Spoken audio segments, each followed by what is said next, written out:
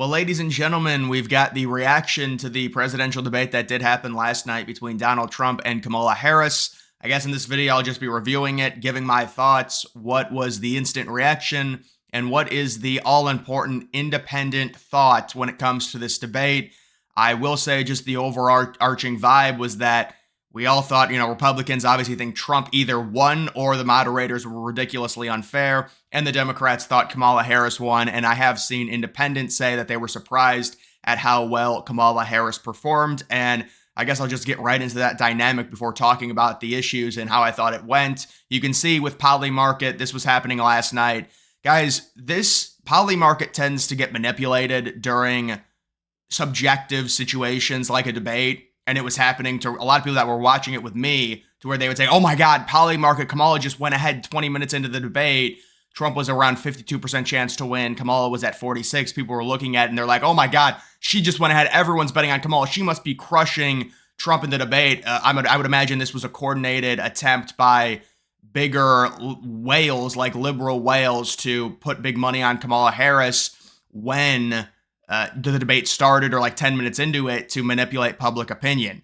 And so that's why Polymarket at this point, and if you think, oh, you're just coping, this happened 4 days ago. And what Polymarket will do is they will have two different bets for you. The first one will be, this one, just who do you think is going to win the election? And then there's going to be another one where it'll be on X day, who's going to be ahead in this. So you can see at this point, Kamala Harris is ahead. Well, there was another bet yesterday that said after the debate, the day after, who will be leading on Polymarket, which is this. And so there's all this insider trading. So what they'll do is they'll put a bunch of money on, oh, Kamala Harris has only got a 13% chance of being ahead after the debate, because at this point, if you look at her odds, they were at 46%, Trump was at 52%. So the idea that she'd make that up in a day is probably unlikely, even with the debate happening. But they'll dump a bunch of money on that 13% chance of her being ahead. And then they'll dump all of the money on the actual election winner, which will then push her ahead. And so she'll go ahead and they'll win that bet on who will be ahead. It's very confusing. If you understood that, that's just what's going on. They are manipulating it to manipulate public opinion.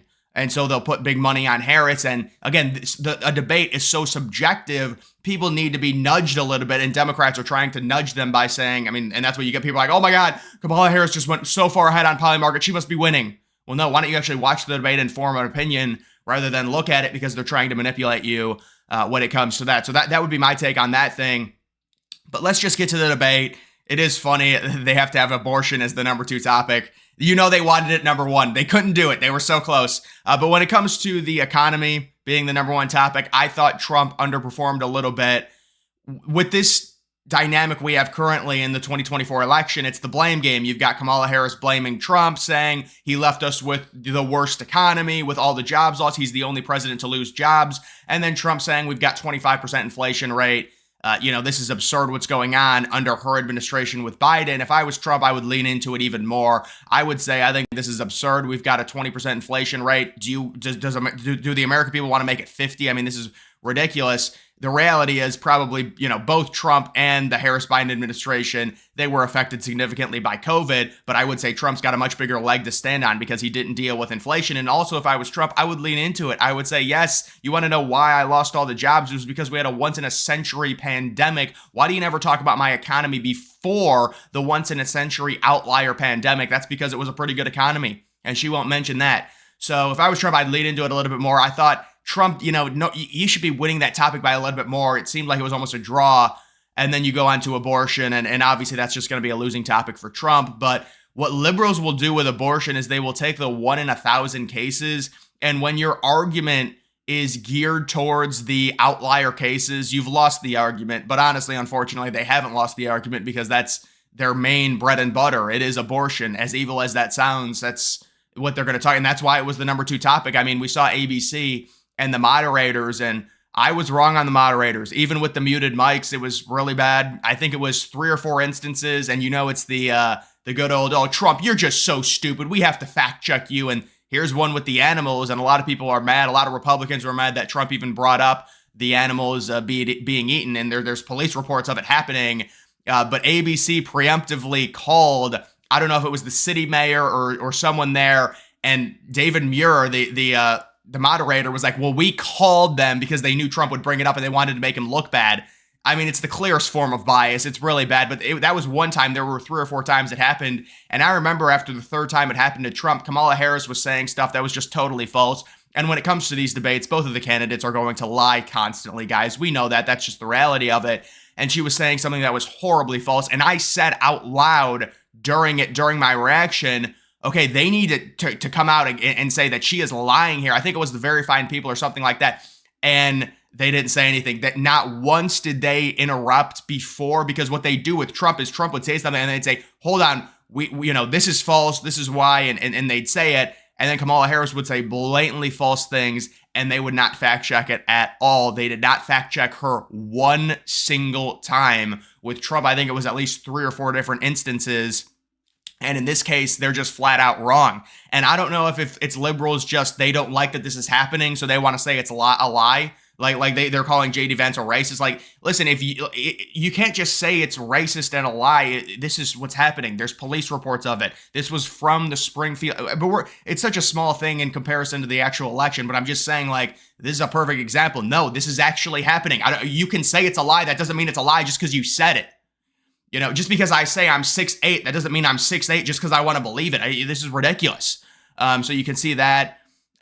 This is the same exact thing there. The January 6th stuff, and so this is another thing where I don't really know. Well, I do know how I would approach it if I was Trump, but there were a lot of Trump supporters that are like, man, Trump shouldn't have taken the January 6th bait. Well, then what do you want him to do? Just not answer it? I mean, it's a ridiculously weak look if he doesn't answer the question. But I mean, if that's what you want, I mean, like taking the bait, it's a question you got to answer. I mean, you know, obviously January 6th, they're using that. They're using Project 2025. So it's like you do have to say something about it. And Trump tried defending himself, talking about Nancy Pelosi having the power, and we know why they didn't do that. They wanted January 6th as bad as humanly possible so they could use it as political leverage over Trump. It doesn't take a genius to realize this. Nobody else says it. I don't know why. Nancy Pelosi didn't call in the National Guard because they wanted it as bad and as ugly and as big of a stain on America as possible, to make Republicans look bad. Yes, that's exactly what happened. Moderator, January 6th was bad. Why didn't you call the National Guard? I tried, but Nancy Pelosi has the power and she refused. And that clip got leaked that she was regretful on not calling it in. Moderator, excuse me. The question was about you, not Nancy Pelosi. Next question. Yeah, it is unfortunate. They've still got this. Kamala Harris has this tweet up. Yeah, here's another thing that Trump really should have done. Well, there's 2 different things I thought, 2 things that stood out to me. When you're talking about the election being stolen, I mean, we have a letter from Mark Zuckerberg, who donated $400 million to the Democrats and Joe Biden, admitting, this is a letter to Jim Jordan, admitting that the FBI and the CIA preemptively told the big tech companies like Twitter and Facebook that there would be Russian disinformation specifically regarding the Biden family about their corruption, and it was to be silenced. And we know that was a complete lie, because the Hunter Biden laptop story was real. So that in and of it, you know what? Let's have Kamala Harris answer to that. What is your reaction? Like, I wonder if Trump could actually do that, where you could like question the person and make them answer. I don't think you can do that in a debate because the moderators, but I would just be like, I want to get your reaction. What do you think about Mark Zuckerberg, who donated $400 million to your campaign with Biden? What do you think about him coming out and saying that it was manipulated by big tech? What is your reaction to that? You have to put these people on the spot. But Trump didn't even mention Mark Zuckerberg. It's such a great amount of ammunition to have when you've got a letter like that, and he just didn't use it at all.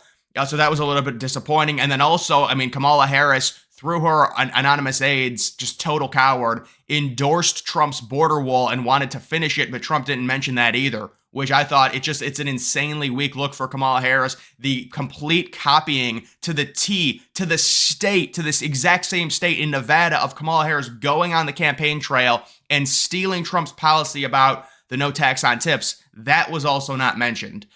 So there's a lot of stuff, that you got to hit her on. Kamala lied about all of this stuff. They didn't, and the moderators didn't say anything about it. Yeah, it's ridiculous. And then the same thing with fracking. The fracking thing is hilarious. So Kamala Harris has the CNN, her only little interview she's done on CNN, And CNN, because what she said with the fracking was, oh, but guys, in 2019, I said I wanted to ban it. But in 2020, I said, no, we're not banning it. So that makes it okay now. So I didn't really flip-flop. Oh, yeah, you did. You said in 2019 you were going to ban it. And now you're saying in 2020. But guys, CNN fact-checked it. And she did not say that in 2020. That was in the CNN interview. They fact-checked it. And then she said the exact same thing during the debate that she said in 2020 that she did not want to ban fracking and that she liked it. And then she comes out and completely contradicts herself during the global warming topic where she basically says, oh yeah, it's all terrible. Fracking is horrible. I mean, that's the summary.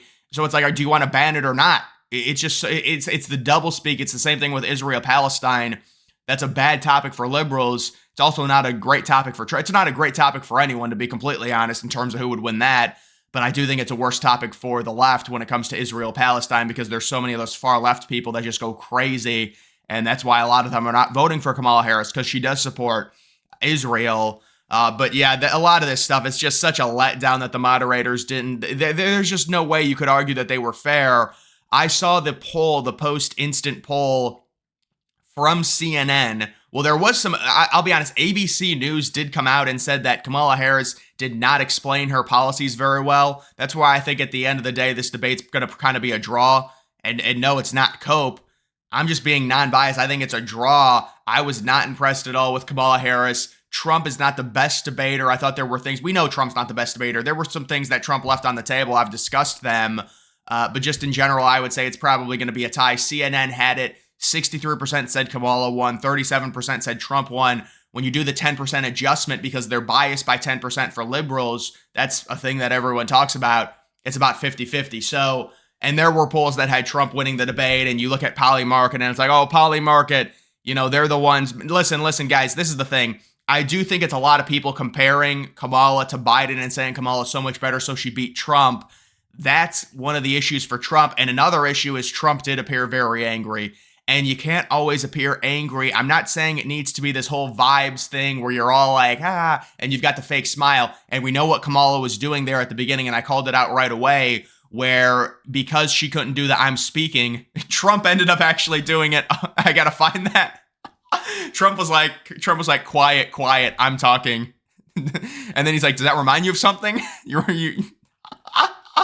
I gotta try and find that. Oh, I don't have it saved on here. But that was a really funny moment in the debate when Trump did that, because she wanted to say it so bad. But she was the one that was really talking over Trump, even when the mics were muted. Not that it mattered, because we really couldn't hear her except for one time when they forgot to mute her mic. I did see that. But like, people, they have to understand, you have to make your own decisions when you have your opinion influenced by Polymarket and by liberal whales who are manipulating it, and they've manipulated it before. This is not a good thing. And so you've got all of this, and this is really what people were looking at. They were like, well, Kamala's up now because of Polymarket, because she went up by 3%, she wins the debate. That's not really how it works. But I do think people were comparing Kamala to Biden, saying that Kamala did better, so she overperformed expectations, and that was part of it. At the end of the day, when it got towards the end of the debate, it was complete fluff. None of what she said meant anything. I mean, I remember saying it live. It's just like, this is absurd. I mean, a lot of what Trump said towards the end. Now, this is another thing that people criticize Trump on, and so did I during the debate. Trump's closing statement talking about Kamala Harris not being able to, or talking about everything she wanted to do. Well, number one, another thing that Trump didn't bring up, how about the amount of interviews she's done? One interview compared to Trump and Vance, 36 interviews, and they did a joint interview. Harris and Waltz did. They've done no solo interviews, and she kept talking about how she has this plan. I would be like, you keep saying tonight you have this plan. You've done one interview. What is your response to doing one interview, and how just absurdly arrogant that comes off, considering you didn't win a single vote? Can you answer how many votes you got to be the Democratic nominee? Why don't you just answer? Give me a one-word answer. Imagine she said 0. Now, I don't think you can actually ask the people questions and interrogate them, but it would be funny if Trump did that. But it's just like, Trump really should have went into the whole thing where she's just like, you've done one interview, you're a coward, you got 0 votes, you feel entitled to this position. Unfortunately, he didn't do any of that. But again, this is like, Monday morning quarterback. We're not up there on the debate stage. We just analyze it and pick and knit through it all and criticize. So it's a lot harder if you're actually on the debate stage to articulate your points and actually do that. So That would be my assessment. I don't think it's really going to change the race much at all. I think there were some people, and certainly I was hoping that there would have been a moment where Kamala Harris messed up significantly to where it was noticeable and it was really funny. That did not happen. It just didn't. So that's unfortunate. But at the end of the day, I mean, that's the bare minimum for politicians, especially if you're running for president of the United States. And in general, I do think that this was something to where you might get a few independents saying Kamala surprised me, but I don't think it's going to change much at all. The question now is, will they do a second debate? That'll be debate. That'll probably be a debate in and of itself. I know Trump wants to do one. There was one possibly scheduled for mid-October. You do have the VP debate coming on October 1st, which I'm sure is going to be spun horribly as well. But either way, a little bit certainly biased by the moderators, even with the mics muted, so that was disappointing. But in general, I do think there are things that Trump left on the table. A lot of Republicans do, I'm sure. But I don't think it was this terrible performance to where I saw people being pompous and being like, "Oh, she performed so well, dude." What? Like, seriously? Look, even if you want to say, okay, she performed, it's like there's no way you can say, "Oh, she crushed him." That's just gaslighting. That's rage bait, saying that, "Oh, she crushed Trump." Now, if you're a liberal, you can say that. That's fine. But being impartial, I'll say, I mean, Trump definitely had better zingers and better one-liners than Harris. But overall, I would say it was a pretty even debate just in general. But guys, that is going to do it for this video. Make sure you follow me on X. Link to that's always in the description.